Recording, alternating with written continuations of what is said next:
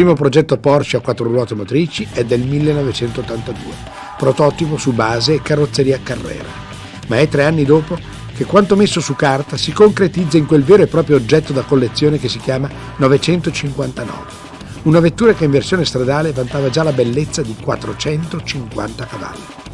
Pensate che i clienti avevano versato la caparra di 50.000 marchi per essere i primi a possedere la 959. Dovettero aspettare fino all'87 per toccarla. Il successo sportivo e di vendita della 959 convinse i vertici di Stoccarda ad applicare la tecnologia integrale anche ai modelli di serie.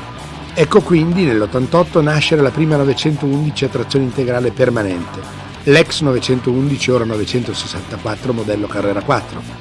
Da quel momento in poi nei listini Porsche non mancherà più una 4 e passando per la serie 993, la prima nella quale si abbinano a trazione integrale e turbo, e poi 996, eccoci arrivare alle ultime novità.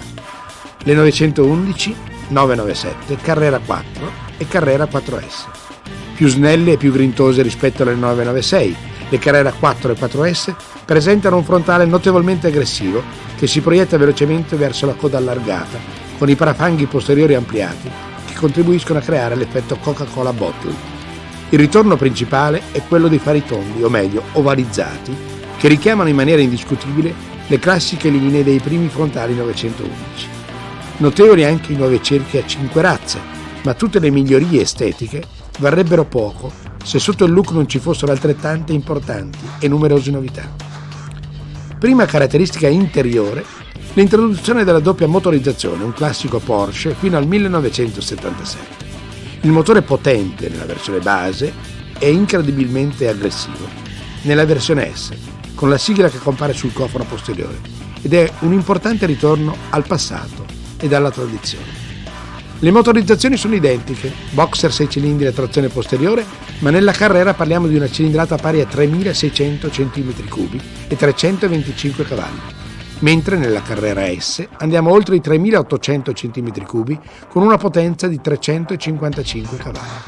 280 km/h la velocità del primo modello, 288 quella del secondo, 5 secondi e un decimo per arrivare da 0 a 100 km/h per la Carrera 4 e 8 per la versione S.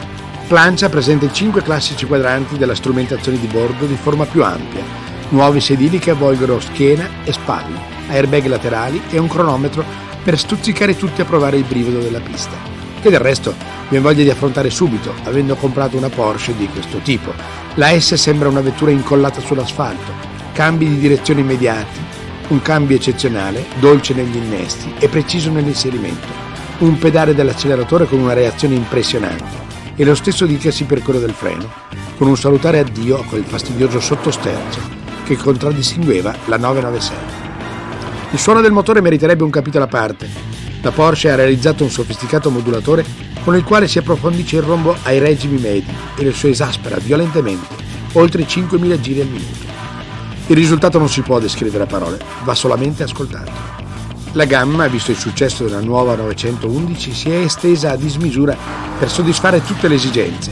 Prima le 2 versioni cabriolet, poi, nel settembre del 2005, le versioni 4 ruote motrici sia coupé che cabriolet, sempre nella doppia motorizzazione, senza o con la S nel posteriore. Rispetto ai modelli precedenti, le 4 ruote motrici differiscono di poco. Appare evidente l'allargamento della carreggiata posteriore con il conseguente rigonfiamento dei parafanghi. Di nuovo disegno anche i cerchi a 5 razze. Rispetto alla Carrera a trazione posteriore si ha una lieve riduzione delle prestazioni, anche a causa dell'aumento di 60 kg su entrambe le versioni. La velocità massima diminuisce di 5 km/h, mentre occorrono 2 decimi in più per passare da 0 a 100 km/h. Ma sono inezie, le caratteristiche salienti rimangono. La 997, l'erede della 911, nata all'inizio del terzo millennio, rimane una delle più belle e sfaccettate stelle del firmamento Porsche.